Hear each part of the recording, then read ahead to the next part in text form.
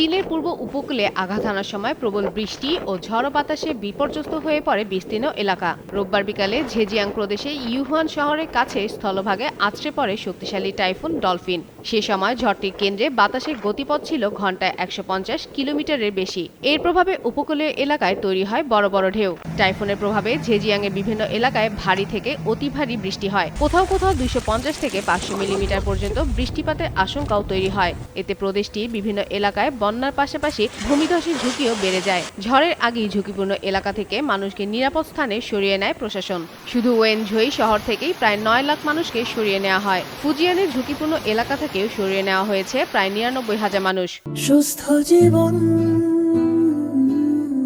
সুন্দর পৃথিবী। বাসিন্দাদের জন্য খোলা হয়েছে ১,০০০-এর বেশি জরুরি আশ্রয় কেন্দ্র। ঝড়ের কারণে ব্যাহত হয়েছে চীনের পরিবহন ব্যবস্থা।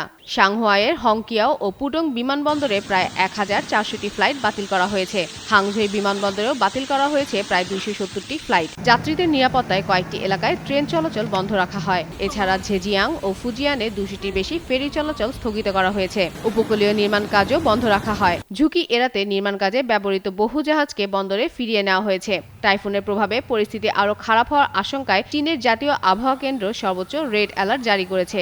সোমবার পর্যন্ত সাংহাই, ফুজিয়ান, আনহই ও জিয়াংশুর কিছু এলাকায় ভারী বৃষ্টির পূর্বাভাস রয়েছে। ফলে টাইফুনের পর বন্যা ও ভূমিধসের ঝুঁকি আরও বাড়তে পারে।